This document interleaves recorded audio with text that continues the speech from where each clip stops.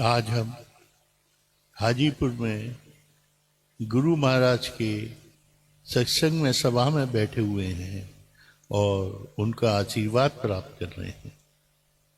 अक्सर मनुष्य ये सोचता है कि ईश्वर प्राप्ति का रास्ता बहुत कठिन है और इस संसार को ही अपनी नियति मानकर उसी में सुख व दुख रहता है।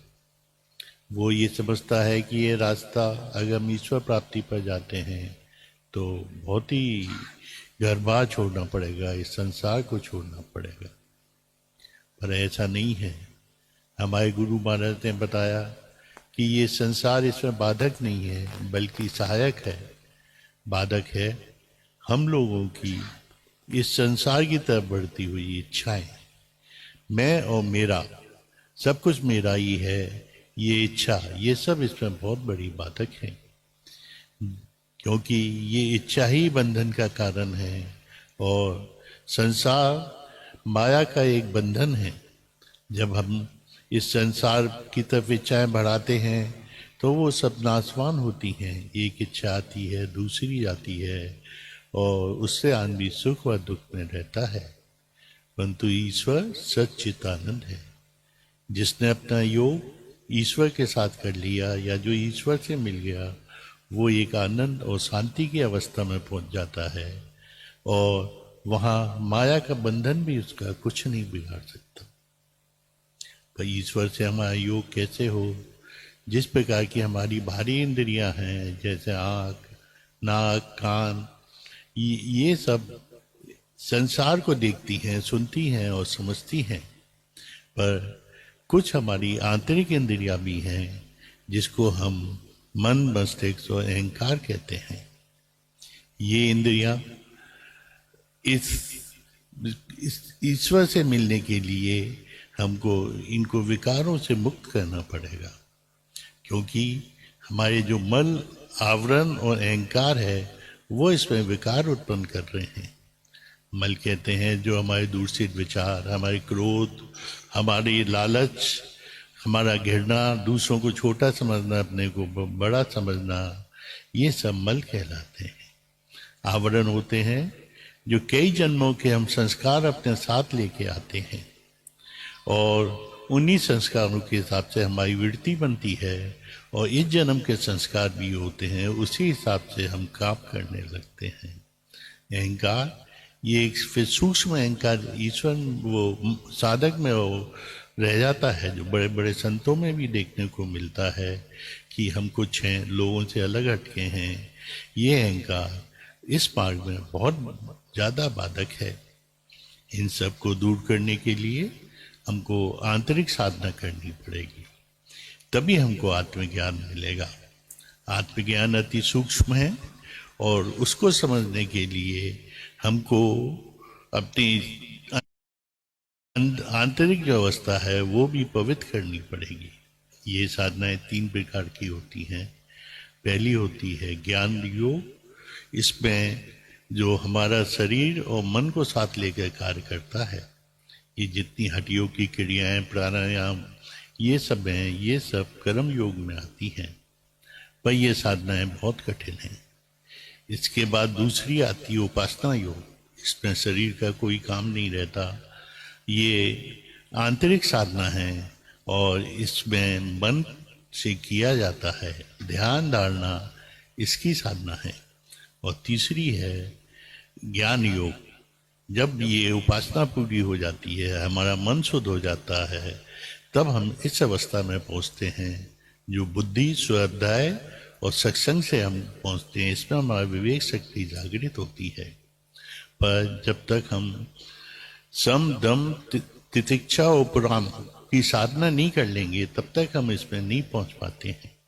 सम को कहते हैं कि अपने विचारों को अपने अधिकार में रखना। दम होती है अपनी इंद्रियों को अपने अधिकार में रखना। तितिक्षा, सहनशीलता और उपराम इस संसार से हमारी जो एक बहुत ज़्यादा लगाव है उसको दूर कर ईश्वर की तरफ हमको अपना ध्यान लगाना। परंतु लोग बाग ये समझते हैं कि ये हम घर में नहीं कर सकते। हमारे गुरु महाराज जो कि इस संसार में हम लोगों के उत्थान के लिए ही आए थे, उन्होंने बताया कि इसके लिए घर बार हमको छोड़ने की जरूरत नहीं है। हम घर पर ही रहकर इस साधना को कर सकते हैं, क्योंकि ये सब एक मानसिक अवस्था है जो कि घर पर रहकर हम प्राप्त कर सकते हैं। उन्होंने जो साधना बताई वो उपासना की साधना बताई, जो कि अभी हमने और आपने करी। जब हम इसको करते हैं तो सबसे पहले जो हमारे विचार चारों तरफ भाग रहे हैं वो एकाग्र होते हैं, फिर वो शांत होते हैं, फिर हम ध्यान की अवस्था में पहुंच जाते हैं। कभी कभी ऐसा होता है कि मनुष्य ध्यान और नींद में फर्क नहीं समझ पाता है। जब हम सोते हैं, पर चूंकि हम ध्यान करते हुए सोते हैं तो उसी प्रभाव में तो रहते हैं, पर हमारी प्रवृत्ति इस संसार की तरफ ही लगी रहती है। पर जब हमारा ध्यान लग जाता है, चाहे वो 1 सेकंड का ही हो, धीरे धीरे बढ़ता है, तो उसके बाद मनुष्य को बहुत ही शांति और आनंद का अनुभव होता है, और वो उसी शांति और आनंद को पाना चाहता है। उसके मन में एक तरफ पैदा होती है कि कैसे हमको ये शांति और आनंद मिले, और यही तरफ उसको ईश्वर से मिला देती है। उसकी बुद्धि और बुद्धि को पवित्र करके और आनंद में छेद में पहुंचा के उसको ईश्वर से मिला देती है।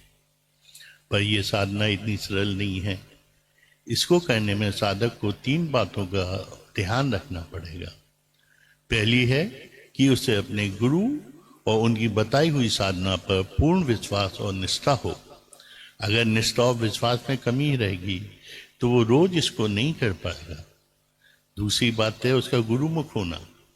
जो उसके गुरु उनको आदेश दे गए हैं, जो उनके सिद्धांत है, उसको उस पर चलना पड़ेगा। अगर उसमें अपने मन से कुछ बातें लगा देता है तो उनको उन्नति करने में कुछ समय लग जाता है। और तीसरी बात है कि जो गुरु महाराज की साधना है वो उसको रोज सुबह शाम करनी पड़ेगी। अगर वो एक दिन नहीं करेगा तो कुछ पीछे पहुंच जाएगा, और सप्ताह में एक बार उसको साप्ताहिक सत्संग में जाना पड़ेगा, क्योंकि एक ही विचारधारा के लोग बैठते हैं। वहाँ का वातावरण सतोगुणी हो जाता है, जो कि उस पर बहुत अच्छा प्रभाव डालता है। और 3 महीने में उसको एक बड़ा सत्संग या गुरु महाराज के भंडारे को जरूर अटेंड करना पड़ेगा। इस मार्ग पर चलने के लिए मनुष्य योनि होना बहुत ही आवश्यक है, क्योंकि वो ही कर्म योनि है, बाकी सब भोग योनि है। हम लोग बहुत ही भाग्यवान हैं कि हम मनुष्य योनि में आए हैं और हमको ऐसे गुरु का सत्संग मिला है जो कि हमको पूर्ण प्राप्त हमारे जीवन की श्रेष्ठ को हमको देकर हमको ईश्वर में मिला देगा। बस हमको ये करना है कि अपना मिथ्या अभिमान को त्याग कर जब भी उनके पास जाएं, मस्तिष्क को विचारों से खाली करके रजोगुणी और तमोगुणी विचारों को अलग हटा के सतोगुणी विचार से उनके सामने जाना पड़ेगा। इससे जो समर्थ गुरु से जो सतोगुण की किरणें निकलती हैं उनको हम ग्रहण कर पाए। बस हमको गुरु महाराज को अपना सब कुछ सौंप देना पड़ेगा, अपना मन, विचार, अपने कर्म, तब वो हमें हमारे संस्कार नहीं बनाएंगे और हम एक दिष्टा भाव में आ जाएंगे कि जो कुछ भी हो रहा है वो गुरु की इच्छा से हो रहा है। हमें पूरी तरह उनका ध्यान करना पड़ेगा और उनका चिंतन भी करना पड़ेगा। इस मार्ग में जो कठिनाइयाँ आएंगी उसके लिए हम गुरु महाराज से प्रार्थना करेंगे तो वो उससे हमें बाहर निकाल देंगे, क्योंकि 2 शक्ति काम करती हैं, एक काल शक्ति, एक दयाल शक्ति। काल शक्ति का वेग बहुत तेज है जो कि हमें इस संसार की तरफ खींचता है, पर जब हम गुरु महाराज का साथ ले लेते हैं तो हम उस काल शक्ति पर विजय पाके हम लोग जीवन की श्रेष्ठता को प्राप्त कर लेते हैं। मैं गुरु महाराज से प्रार्थना करता हूँ कि यहाँ उपस्थित हर एक अपने प्रेमी को अपना आशीर्वाद प्रदान करें, जिससे कि वो उनके बताए हुए मार्ग पे चल सके।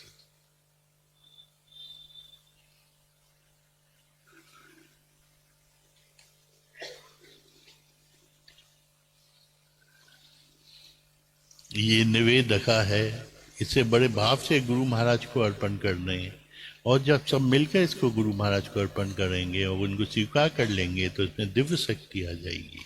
और उनसे प्रार्थना करें कि इसे स्वीकार कर हम सभी लोगों को अपना आशीर्वाद प्रदान करें।